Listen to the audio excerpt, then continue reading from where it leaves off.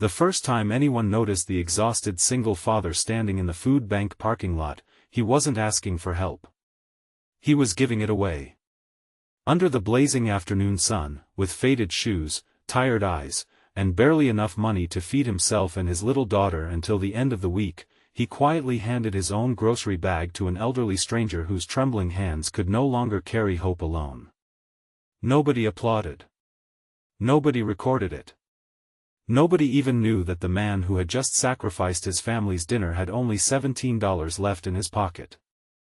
Yet, from the tinted window of a passing luxury car, one silent witness watched the impossible act of kindness, and without realizing it, that single moment would begin changing two broken lives forever. Before the story continues, if you believe that kindness always finds its way back and that everyone deserves a second chance, please take a moment to like this video, leave a comment telling us where you're watching from, share this story with someone who needs hope today, and subscribe to Kindness Hub for more heart-touching stories that remind us the world still has good people. The man's name was Alaric Boone, a 34-year-old widower whose world had been turned upside down 3 years earlier after losing his wife to a sudden illness. Since then, every sunrise had been a battle between grief and responsibility. His greatest reason to keep moving forward was his 7-year-old daughter, Maris, a cheerful child whose smile somehow survived despite growing up with very little. She never complained about wearing second-hand clothes, never asked why other children had newer school supplies, and never questioned why her father skipped meals so she could have enough to eat. She believed her father could solve any problem because, in her eyes, heroes did not wear expensive suits. They simply loved without limits. Every weekday morning began before dawn. Alaric prepared breakfast, packed Maris's lunch with whatever simple ingredients he could afford, and walked her to school before heading to his construction job. The work was exhausting and unpredictable.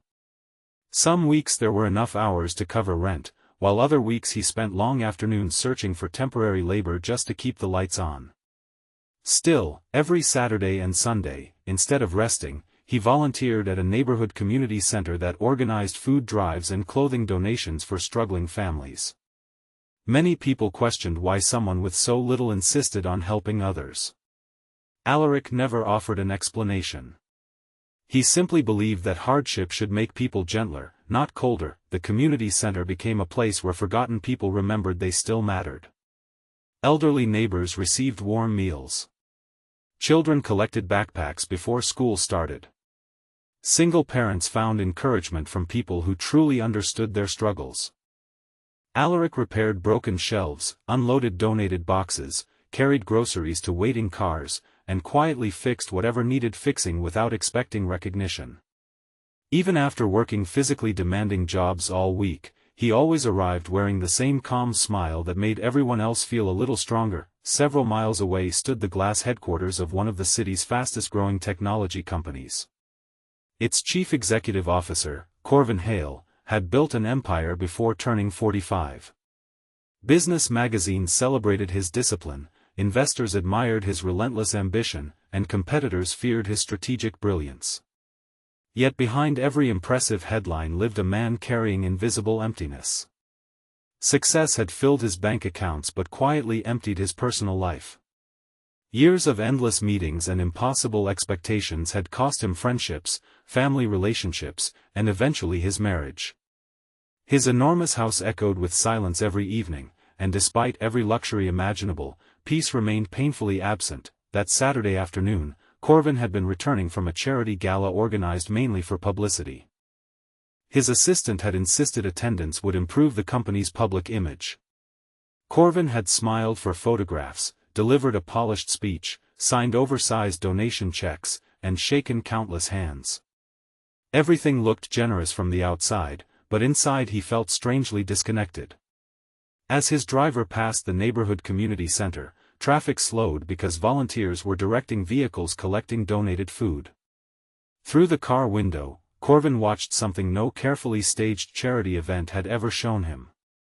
A tired father willingly surrendered the only grocery bag he carried so an elderly stranger could leave with dignity instead of disappointment. The image refused to leave his mind. Over the following week, Corvin found himself thinking less about quarterly profits and more about that unknown volunteer. Something about the man's expression had unsettled him. It was not pity. It was peace. Corvin realized he had spent decades believing generosity came after success, while the stranger seemed to practice generosity despite hardship. That contradiction challenged everything he thought he understood. Curiosity eventually overcame pride. The next Saturday morning, dressed in simple clothes that hid his identity, Corvin visited the community center alone. He expected organized efficiency, impressive leadership, and perhaps a local celebrity managing the operation. Instead, he found ordinary people doing extraordinary things together. Children sorted canned food beside retired teachers. Mechanics repaired donated bicycles. Teenagers painted old furniture for struggling families. At the center of it all stood Alaric, lifting heavy boxes, comforting nervous newcomers, repairing a broken wheelchair ramp, and making everyone feel welcome without ever placing himself at the center of attention. Corvin remained unnoticed for hours. He helped unload delivery trucks, cleaned storage shelves, and watched how naturally Alaric encouraged every volunteer.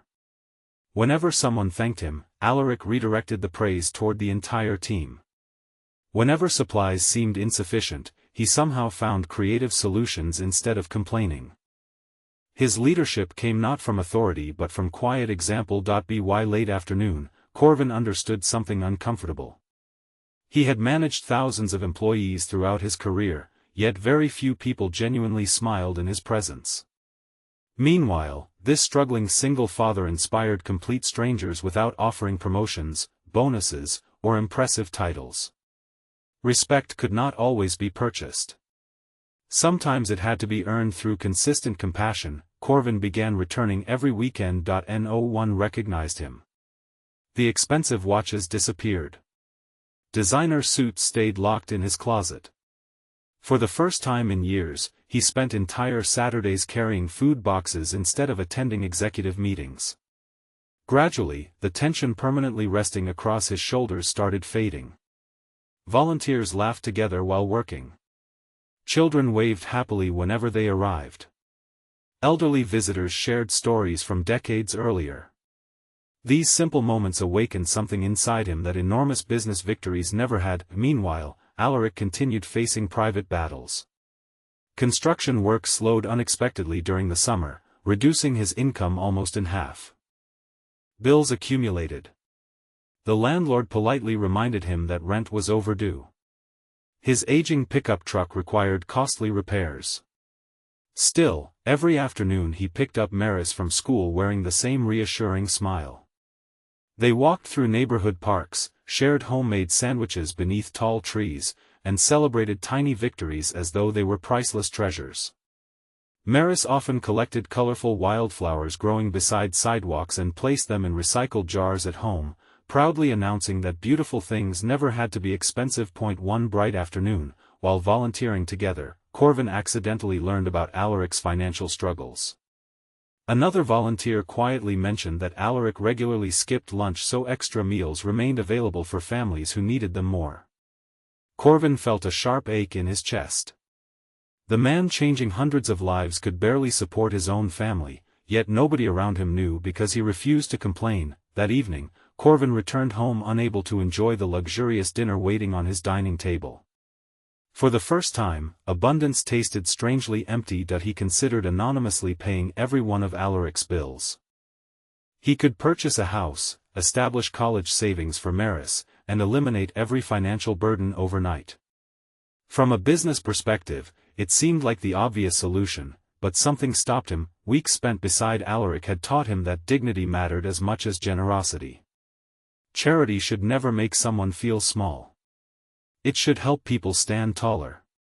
Corvin realized that throwing money at every problem might ease suffering temporarily, but it would not honor the quiet strength that defined the single father's character. Instead, he began changing something far more difficult himself. To be continued in the next section of the same complete story.